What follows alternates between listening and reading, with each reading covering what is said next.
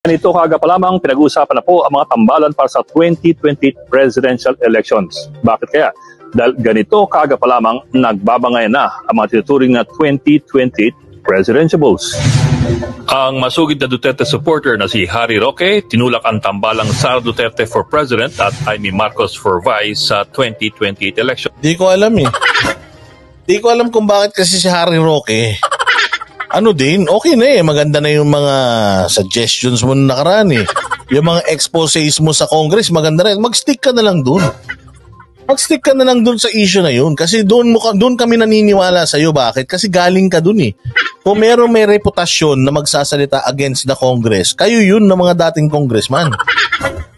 Kayo yun eh. Kaya lang, lumilihis kayo. Hindi ko alam kung bakit as early as now eh. Ipinuposisyon nyo na yung mga taong gusto nyong manalo. Kasi alam nyo na pag naiposisyon nyo yan, mauuna kayo dun sa posisyonan. Siyempre, sasabihin nyo, hoy, ako nagsimula. Ako nagsimulang mag-kampanya sa inyo. So, nanalo kayo. May utang na loob kayo sa akin.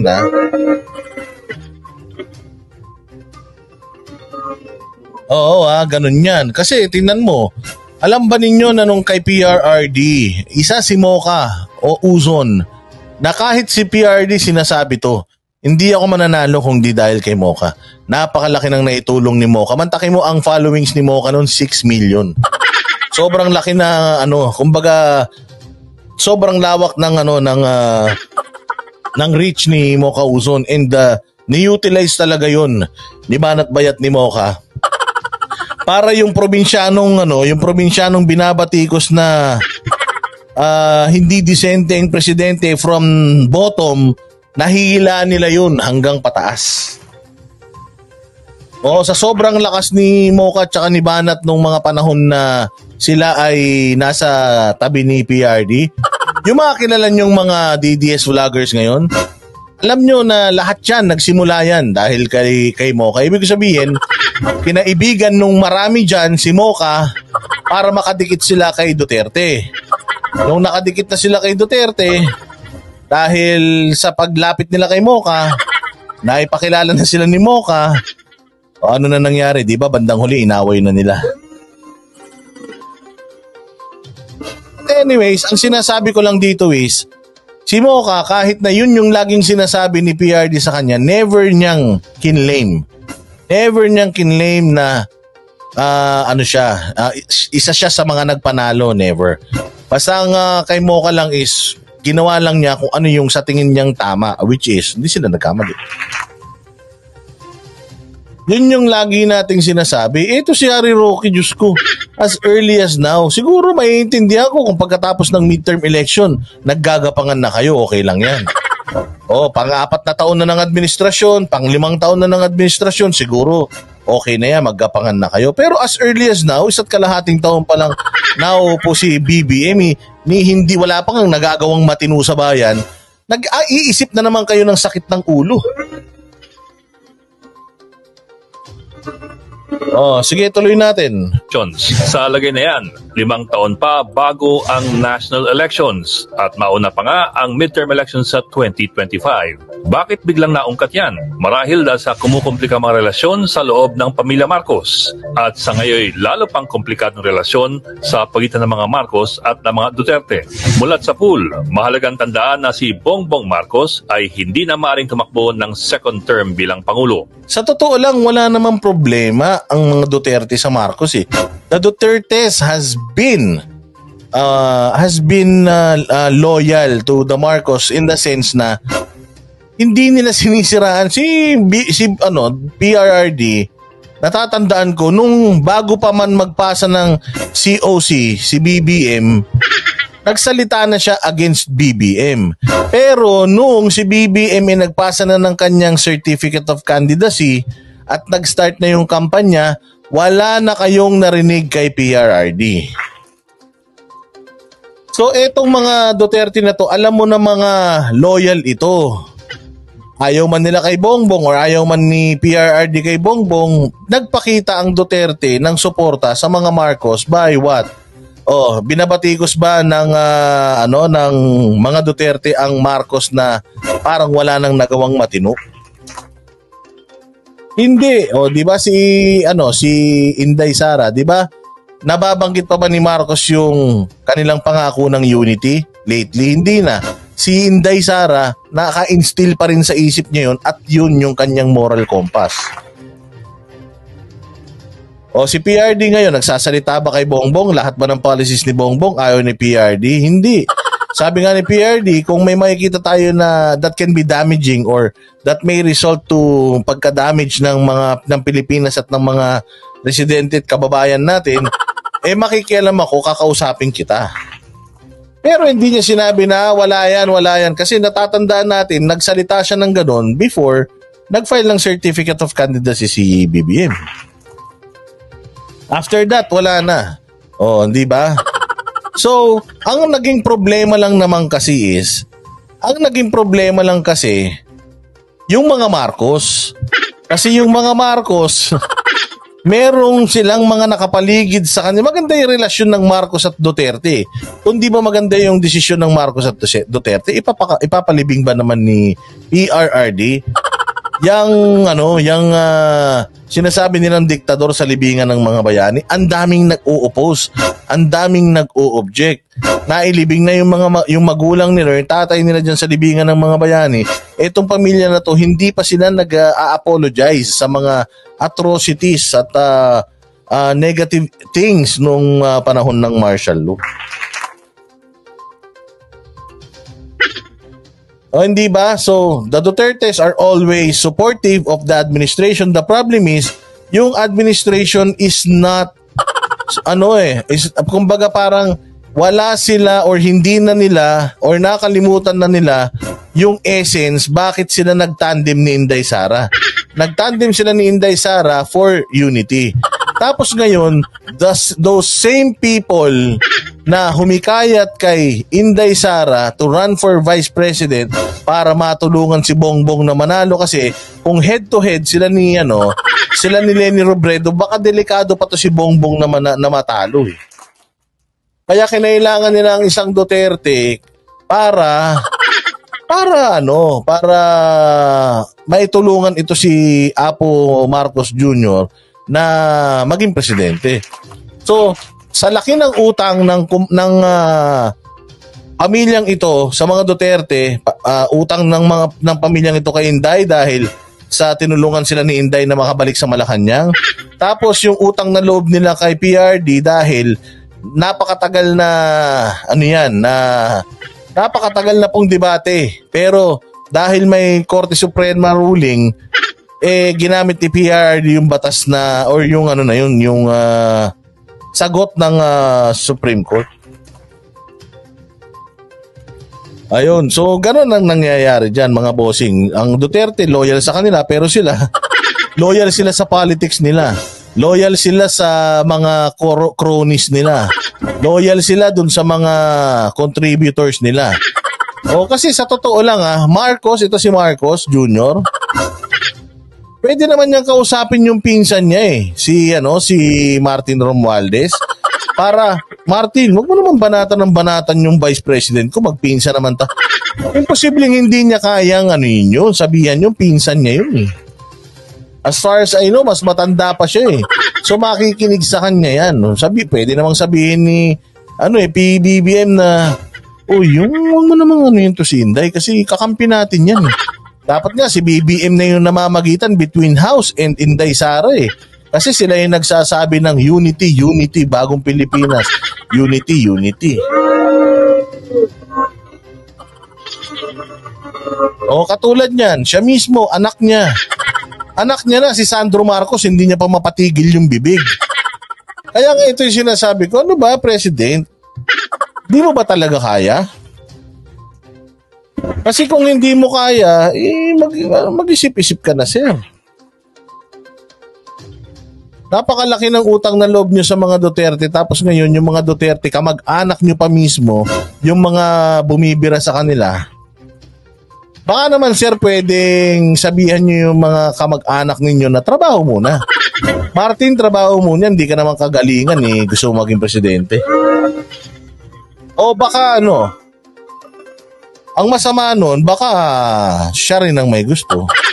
Baka siya rin ang may utos. Baka usap-usapan na nila yan. Kaya't ang pwestong yan ay pag-aagawan ngayon ng mga miyembro ng angkan na maaring gusto ng continuity o pagbabago. Opo, sa loob mismo ng angkan, merong hindi pagkakasundo sa polisiya. Sino ang alin?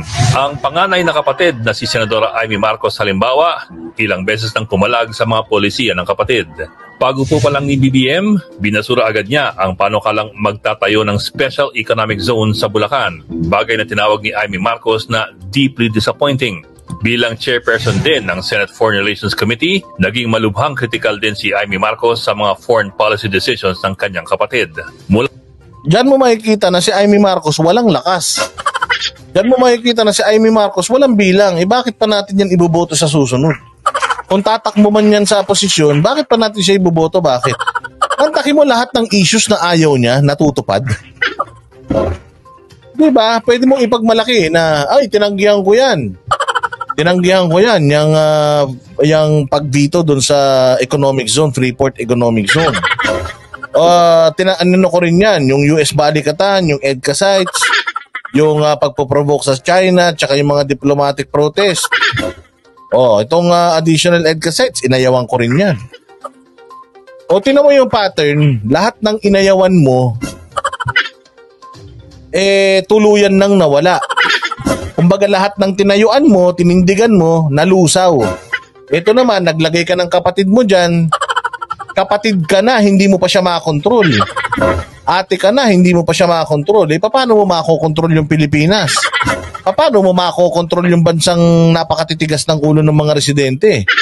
Napakataas ng mga pangarap nyo Ayan kamag-anak nyo na yung mga nakikita nyong nagpapasasa at umaabuso sa bayan. Anong ginawa nyo? Walang. Kasi si Super Ate, napakadali lang naman bumatikos Kasi alam mo na kahit hindi ka pumirma, karamihan ng mga kasamahan mo pipirma. So magmumukha kang hindi bias, so parehas na win-win yun sa inyo. Antakin mo, nanalo na yung kapatid mo, tapos pagdating sa Congress, pagdating sa Senate, hindi ka bias, binabatikos mo yung kapatid mo. Sino niloko mo? Hindi mo ba siya nakakausap? Bago ka magpa-media at sabihin mo sa media lahat ng mga hinanakit mo sa mga maling polisiya nila, why not? Nagba-vlog ka din naman. Di pumunta ka sa Malacanang, mag-usap kayo, tapos i-vlog mo. Ipakita mo dun sa vlog mo na talagang kinakausap mo yung kapatid mo dahil baka mamaya clouded ang kanyang decision. Nung kampanyahan pa lang, sinabi mo na ikaw ang magiging Super Ate. Sabi mo, i-guide mo yung kapatid mo. Nung nanalo, ikaw yung nawala Kaya medyo 50-50 talaga tayo dito kay Manang Amy. Kasi as much as gusto naming maniwala sa'yo, pero the fact na lahat ng supposedly napakagagaling mong mga suhestyon sa kapatid mo, hindi niya sinusunod, kapatid mo na yun hindi niya pa sinusunod, paano pa yung mga Pilipino mas matigas siguradong Pilipino kaysa sa kapatid mo. Ito, katulad ng sinasabi ni Garsky, yung inner circle ninyo, hindi nyo maayos. Tapos ngayon, yung buong bansa gusto nyong ayusin. Diba? Tinatanong ka pa ni Daryl Yap kung bakit hindi mo pa kasi aminin na wala yung pinsan mo nung nagaganap yung Yolanda hanggang sa relief operations na wala siya dahil 1 buwan ka daw natulog sa bahay at sa kwarto niya mismo. So ibig sabihin, Amy, may tinatago ka rin. Ibig sabihin, medyo gusto mo maghiganti. Sigurado, gusto nito maghiganti dun sa mga bume-brainwash sa kapatid niya. Kaya gusto niyang tumakbo, pero mali Pwede bang gusto kong tumakbo kasi gusto kong makatulong sa Pilipino? Tuloy natin yung issues. Layan sa pagdagdag ng mga EDCA sites na maaaring gamitin ng US sa Pilipinas hanggang sa pag-provoke daw natin sa China. Sa isang punto, pinagalitan pa ng senadora ang DFA dahil sa patuloy na pagsasampa ng mga diplomatic protests laban sa China dahil sa ginagawa nito sa West Philippine Sea. Pinalagan din ng senadora ang dalawang panukalan ng Malacanang, ang RCEP or Regional Comprehensive Economic Partnership Treaty at ang Maharlika Investment. Pansin nyo, Tinanggihan niya lahat yan. Tinanggihan niya yung RCEP, tinanggihan niya yung Maharlika, nag-push through. Tinanggihan niya yung pag-veto dun sa Bulacan Airport Economic Zone. Freeport Zone. Nalusaw. Ano pa yung mga sinakyan nitong EDCA? Ayaw daw niya, natuloy. Kaisa-isa na panalo nito ni Aimee yung pagbawi ng gobyerno doon sa yung utang ng mga magsasaka sa gobyerno. Yun lang. After that, parang wala na akong narinig kung ano pa yung mga kaganapan. Mas madami pa akong nakikita sa Facebook ko na nagti-TikTok ka kesa sa naramdaman naming mga ginawa niyo dyan sa Senado. Pag napanood, follow nyo to sa Facebook. TikTok ng TikTok. O i-follow nyo, subukan nyo para makita nyo. Mas magaling na magiging artista to. Hindi, sa totoo lang. Kung titingnan mo, mas marami pa yung mga ganun kesa sa mga naipasa nilang mga batas na makaka-apekto sa kapag-aan sana sa buhay natin. Investment Fund. At sa Bartagulan, dahil sa pagtanggal ng Kongreso ng confidential funds ni VP Sara, ang tayari ni Aimee ay nasa Vice-Presidente. Sa lahat ng isyong ito, tila tahimik lamang si Pangulong Bongbong Marcos. Sa kabilang dako, ang mga isyong kinukontra ng kanyang kapatid ay mga panukalang galing mismo sa Malacanang. Ang hindi lang talaga malinaw ay ang posisyon ng Pangulo sa confidential funds. Kasi tingnan mo. Sabi nga ng mga koronel na nagsalita kahapon na PBBM's government is doomed to fail. Hindi na namin kailangan na magkudita para mag-fail yung government na yan. Kasi the way we see it, mukhang dun papunta. Mukhang madudurog talaga tayo ng, kumbaga, involuntarily. Parang self-destruct itong gobyerno. That's according to the generals. So, ayaw na namin mag-effort na magsinigaw-sinigaw pa dyan, mangumbinse ng mga uniformado. Kasi ultimong yung mga uniformado, pag may natatanong tayo, lahat sila. Lahat ng natatanungan ko is hindi happy dun sa MUP. Totoo yan. VP Sara na binawi nga ng lahat ng mga binawi at inayawan ni Aimee natuloy. Totoo bang inaayawan mo? Baka naman inaayawan mo lang sa salita. Pero sa gawa, baka go ka naman dyan. Kongreso, ang Speaker ng House of Representatives at ngayon pinakamatinding katunggali ng Vice Presidente ay si Martin Romualdez, pinsang buo ng Pangulong Marcos at ni Senadora Aimee Marcos. Bagamat walang imik ang Malacanang, tanggap rin ng lahat na ang Kongreso ay bihirang kumikilos ng walang sang-ayon ng Malacanang. Sa kanyang huling pahayag, malinaw kung sino ang sinusuportahan ni Aimee Marcos. Kahit siya raw ay matira mag-isa, susuportan daw niya si dating Pangulong Duterte at lalo na si VP Sara Duterte. Kasi ganito yan Yung pagkampi ni Aimee, kung titingnan ninyo, kumbaga win-win situation yan sa kanila. Win-win situation yan. Kasi lumalabas, sabi nga nila na mukhang nagiging oposisyon si PRD. So ang ginagawa ni Aimee ngayon is kumakampi sa oposisyon. Kasi yung administrasyon kakampi din niya. Now, if ever mag-fail yung kapatid niya, which is sigurado ako nakikita niya yan, na there's a possibility na mag-fail. Bakit? Kasi nga yung mga nasa paligid, puros mga sakim, puros mga patay G sa kayamanan. Hindi na nila maubos yung kanilang kayamanan, Diyos ko, dagdag pa sila ng dagdag. So imagine if Bongbong Marcos fail, tapos yung kanyang ikakandidato will definitely fail kasi nga palpak siya di ba? Kung halimbawa, hindi ko sinasabing palpak si Bongbong ang sinasabi kong kung halimbawa magkaroon ng problema at pumalpak itong administrasyon na to, napakadali lang sabihin ni Madam Aimee na ayaw ko nga, di ba? Kaya nga binabatikos ko yan hindi ako damay dyan. Kasi imagine kung kakampihan niya yung kapatid niya ngayon, tas nakikita niya yung kapatid niya, hindi niya maimpluwensyahan. Ang pinakamatalinong paraan para magstay relevant ka is kumampi ka doon sa pamilya na parang pinalalabas nila na kumakalaban sa gobyerno. Pag fail si Marcos, may Aimee pa na nakaangkla sa mga kalaban ni Marcos. So ibig sabihin, relevant pa din sila. Versus kung magkasama sila ngayon na nagdi-decide and then nag-flop, na sumablay, nalugi. O di pati siya damay. So ang ginagawa niya, namamangka lang yan sa dalawang ilog. O kung merong spy, di ba yung paranoid kayo sa spy ng China, sa Pilipinas, yung mga sinasabi niyong sleeper cell. Ayan, si Aimee ganyan ang ginagawa.